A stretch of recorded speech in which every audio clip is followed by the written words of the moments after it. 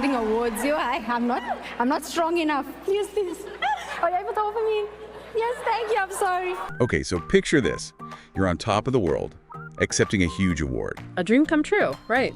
Exactly. Yeah. But then, one little thing you say during your speech, a totally innocent moment, blows up on social media. Happens all the time these days, unfortunately. And that's what happened to South African music star Tyla at the VMAs this year, which is what we're diving into today, so. Buckle up. Haha, right. So we've got articles, social media posts, the whole 9 yards, and we're going to try to figure out what this whole thing with Tyla and Halle Bailey says about African music these days. You know, about people jumping to conclusions. Usual internet stuff. Sadly, yes. But also about how important it is to really understand something before, forming an opinion about it. Which is where we come in. You got it.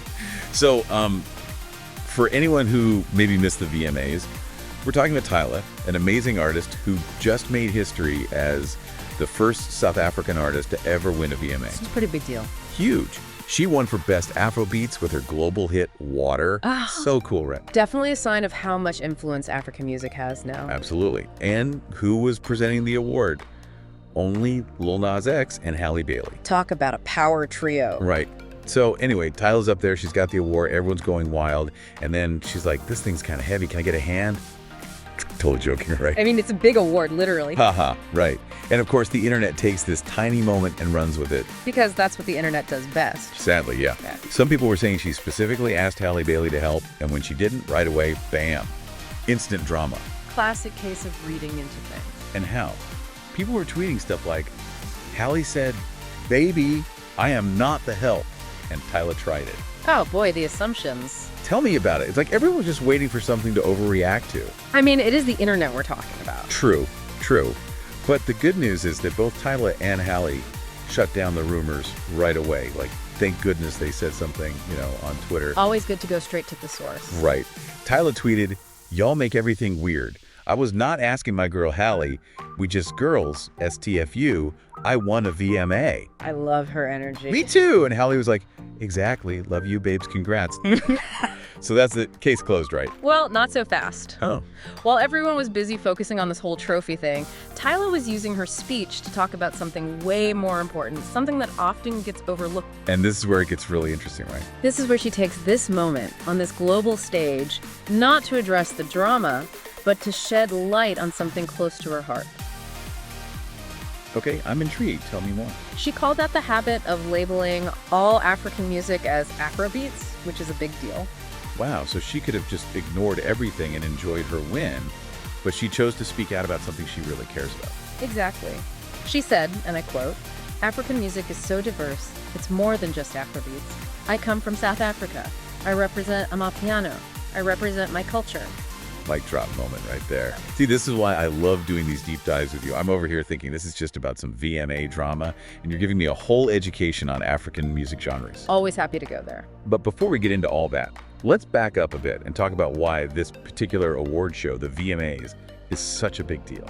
Because it's not just about a trophy or even a single artist's statement. It's about representation, perception, and how we as a society categorize and consume art. And the VMAs, with its huge global reach, becomes this powerful platform for these conversations. Right, it's like this whole thing, whether it was intentional or not, has sparked this much bigger discussion about African music and how we need to move beyond these simple labels. Exactly. But before we go any further, let's break down this whole Afrobeats versus Amapiano thing for those of us who might not be experts on, all the different types of music out there. I'm happy to clarify. Okay, so for someone like me who's not, a music scholar, what's the difference between these two genres? So think of Afrobeats, which comes from West Africa, as this high-energy, super catchy music that mixes in elements of hip-hop, dancehall, and pop.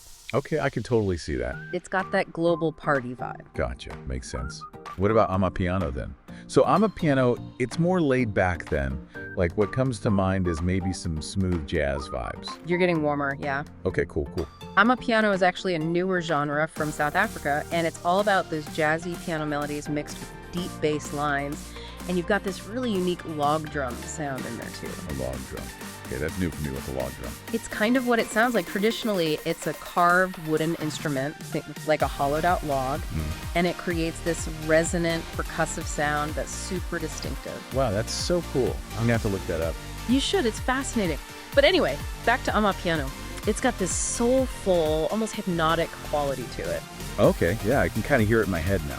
It's definitely a whole vibe. And, it just goes to show that even within Africa, you have this incredible diversity of musical styles. Yeah, so it's not just about where the music is from, right? It's a completely different sound, a completely different feeling. Exactly. And that's where this whole mislabeling thing gets kind of messed up, right? Like, imagine if someone just took every music genre from the US country, hip-hop, jazz, rock, and just threw it all under one big umbrella term. It wouldn't really do justice to how diverse and rich the music is, would it? No, absolutely not.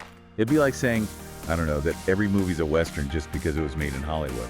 Right. And it's more than just about the music being represented correctly. There are real consequences for the artists themselves. That's so true.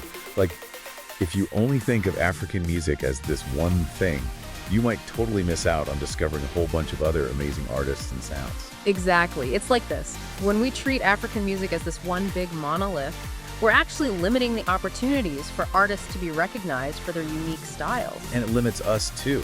We miss out on experiencing all these different sounds and cultures. 100%. And this is exactly what Tyla was getting at, right? Absolutely. She wasn't just there to celebrate her own win. She was using her platform to challenge the whole industry, the whole world even, to broaden their understanding and appreciation for all these incredible genres of African music. Which is amazing. I mean, she could have just basked in the spotlight, but she chose to use that moment to speak out for something bigger than herself. And what's really remarkable, she did it all with such grace and humor, Oh, for sure. That tweet, STFU, I won a VMA. Iconic. Right. She owns it, you know? She's not afraid to speak her mind, be proud of where she comes from, and use her voice to lift up others, which is so important. It really is. And it shows how you can take a moment that could have easily been just another internet drama and turn it into a chance to start a conversation that really matters. This whole thing has blown up way bigger than I think anyone could have predicted. And it's all because Tyla used her platform to say something meaningful. Exactly. It's not just about some awards show drama anymore. It's about challenging our own biases and being open to learning about things outside of our own little bubbles. It's about remembering to think for ourselves, you know? Like, it's so easy to get caught up in the moment, especially online. But Tyla's story reminds us to take a step back, question our knee-jerk reactions, and dig a little deeper. It's about being curious, right? About being okay with saying, I don't have all the answers, but I want to learn. Exactly. And isn't that what it's all about? Being open to new ideas and perspectives. It's the best way to grow, and in a world that often feels so divided, it's more important than ever. Couldn't agree more. So we've talked a lot about Tyla's message and the need to recognize just how diverse African music is. But where do we even start with that? It's like, sure, music brings us together, but there are so many different kinds. We got to be open to hearing them all, right? Exactly. It's like we all speak the same language, but with different accents, you know? Love that analogy. So where do we even begin? If someone's hearing all this and wants to, like, broaden their musical horizons, what should they check out first? Well, Tyla's a great starting point, obviously. Dive into Amapiano, explore artists like Kabza de Small, DJ Mafariza, Shra. There's a whole world out there. See, now my to-listen list is growing by the minute, but it's not just about Amapiano, right? There's a whole universe of African music beyond that. Oh, absolutely. Once you're ready to branch out, you've got Grocom, Afro House, Kazamba, Bongo Flava. Wow, okay, I'm going to need a whole notebook soon. But it's exciting, right? It's like discovering a whole new continent of sounds and rhythms. Exactly, and each genre has its own story to tell, its own cultural background and history. It's fascinating. It really shows you how much there is to learn about the world, all through music, which is pretty amazing when you think about it. It is, it really is. And in a world that often feels so divided, it's nice to have these reminders of how connected we all are. Totally.